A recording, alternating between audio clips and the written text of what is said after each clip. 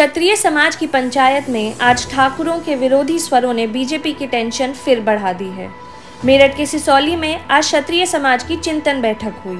इस चिंतन बैठक में मेरठ और आसपास के जिलों के ठाकुर समाज के लोगों ने हिस्सा लिया, जिसमें ठाकुर पूरन सिंह ने बीजेपी के विरोध में जमकर अपनी बात रखी। उन्होंने कहा कि वोट की चोट देकर बीजेपी को सबक सिखाएंगे। चिंतन बैठक में ठाकुर पूरन सिंह ने बीजेपी को उन्हें राष्ट्रवाद का पाठ ना पढ़ाने की सलाह दी। उन्होंने कहा कि क्षत्रिय समाज मुगलों के समय से ही मुकाबला करते आया है और राष्ट्रवाद क्षत्रिय समाज में कूट कूट कर भरा है। ऐसे में क्षत्रिय समाज को राष्ट्रवाद का पाठ ना पढ़ाया जाए। उन्होंने कहा कि बीजेपी के लोग उनकी जमीनों पर कब्जा कर रहे हैं और ऐसे में चुनाव ही वह मौका है जब वोट की चोट देकर भाजपा को सबक सिखाया जा सकता है। उन्होंने खुले तौर पर बीजेपी का विरोध किया, जिससे वेस्ट यूपी में सियासी पारा चढ़ गया है। आपको बता दें कि पश्चिमी उत्तर प्रदेश के मेरठ में कल ही मुख्यमंत्री योगी आदित्यनाथ ठाकुरों को साधने के लिए सरधना पहुंचे थे, जहां संगीत सोम और मुजफ्फरनगर सीट से लोकसभा चुनाव लड़ रहे संजीव बालियान के बीच तनातनी साफ नजर आई थी। और अब ननौता के बाद मेरठ के सिसौली में ठाकुर समाज के लोगों ने विरोध का राग छेड़ दिया है, जिसने बीजेपी के लिए मुश्किलें और बढ़ा दी हैं। मेरे आदरणीय बुजुर्गों और साथियों, ये चुनाव किसी की हार जीत का चुनाव नहीं है, ये चुनाव आपके स्वाभिमान का है। इस भारतीय जनता पार्टी का झंडा जब पूरे देश में कोई पकड़ने वाला नहीं था, तब भी हमने इसे खून से सींच के ये कमल का फूल खिलाया। जब इसका कोई झंडा डंडा पकड़ने वाला नहीं था, तब भी हम इसे अपने खून से सींच रहे थे। इस चुनाव में आपको निर्णय लेना पड़ेगा। आपने हमेशा निर्णय लिया, जब कभी भी देश का थोड़ा साइड हो जाओ, कैमरे के आगे आपके महापुरुषों ने निर्णय लिया। जब कभी भी देश का आक्रमण हुआ, हमारे महापुरुषों ने निर्णय लिया और ऐसे निर्णय लिए कि 8-8 हजार की सेना 80-80 हजार मुगलों के साथ लड़ी, लेकिन वो हारे नहीं। 80 हजार लोगों को भी उन्होंने धरती चटाने का काम करा। क्यों? क्योंकि वो स्वाभिमानी लोग थे। और आज लोग क्या कह रहे कि हम राष्ट्रवादी हैं, वो राष्ट्रवादी पार्टी है, हमने राष्ट्रवाद के नाम पर वोट दिया, लेकिन वही पार्टी आज जातिवादी होगी। आज वो हमारे महापुरुषों को गाड़ी देने वाले सांसदों को दोबारा टिकट देने वाली पार्टी होगी। मेरे आदरणीय बुजुर्गों और साथियों, हो सके कि मैं आपको समझाने में नाकामयाब रहूं, लेकिन अपनी अंतरात्मा पे हाथ रख के एक सवाल अपनी आत्मा से जरूर पूछना कि वीर भोज गुज्जर हैं कि राजपूत हैं? पृथ्वीराज चौहान गुज्जर हैं कि राजपूत हैं? अनंतपाल तोमर गुज्जर हैं कि राजपूत हैं? और यही भारतीय जनता पार्टी के सांसद उन्हें कभी गुज्जर कर करके आपके स्वाभिमान पर ठेस पहुंचाने का काम कर रही थी। हमने कहा इनके टिकट काट दो, टिकट काटने का काम नहीं हुआ। ननौता की पंचायत में कितने लोग गए थे, यहाँ मौजूद हैं, लम्बा नहीं रुक रहा। दूसरी पंचायत में नाड़ा टूट लगा और 19 तारीख को नंगा करके भेजेंगे। ये संकल्प लेना है। क्या कहे नेता कि हमारे रीते मुगलों के साथ रोटी बेटी के रहे।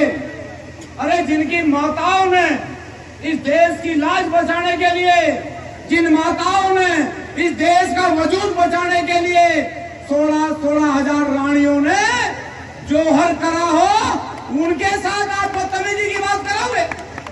मेरे आदरणीय बुजुर्गों साथियों, ये चुनाव किसी को हराने और जिताने का नहीं है। ये चुनाव सिर्फ और सिर्फ आपके स्वाभिमान का है। हमने पहले भी कहा सरकार से कि जिस दिन बाबा मिहिर भोज जी की मूर्ति के सामने गुज्जर शब्द लिखा गया, हमने सरकार से कहा, हमने हजारों मूर्तियां इस देश में लगाई, हजारों मूर्तियां।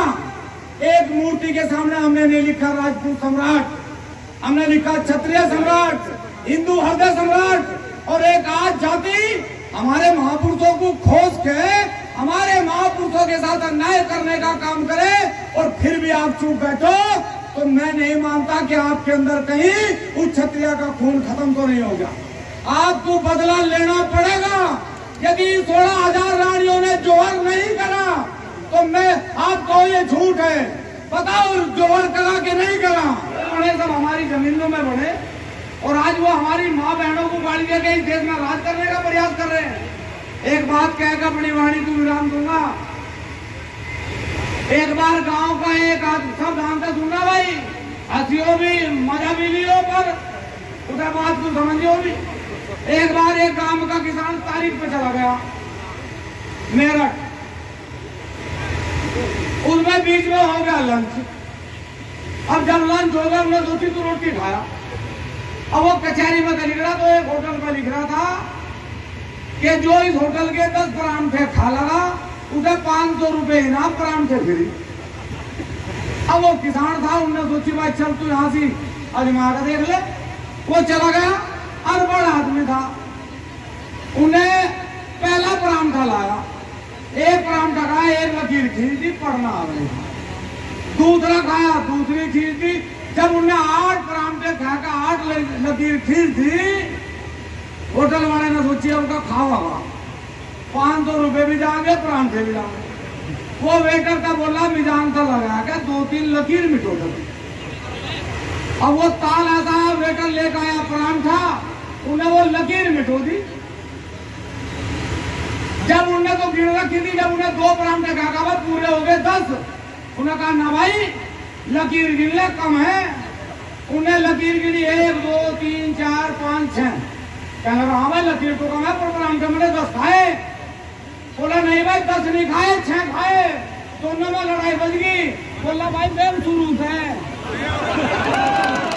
बोला शुरू थे, अब कहीं चुनाव शुरू थे है। हमने पहले कहा दे रखी, मुझे भी पता।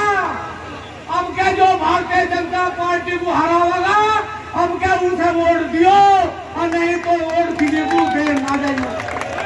और जो तुम्हारा सुनो, जो तुम्हारा मन बिल्कुल ना करता हो तो अपने घर रहियो भाई। अब क्या उस बटन को ना दबाइयो, हमें संतुष्टि है, क्योंकि ये लड़ाई स्वाभिमान की लड़ाई है। माताओं बहनों की जोगाड़ी भी उसकी लड़ाई है। ये लड़ाई किसी को हराने जिताने की नहीं है, ये स्वाभिमान की लड़ाई है।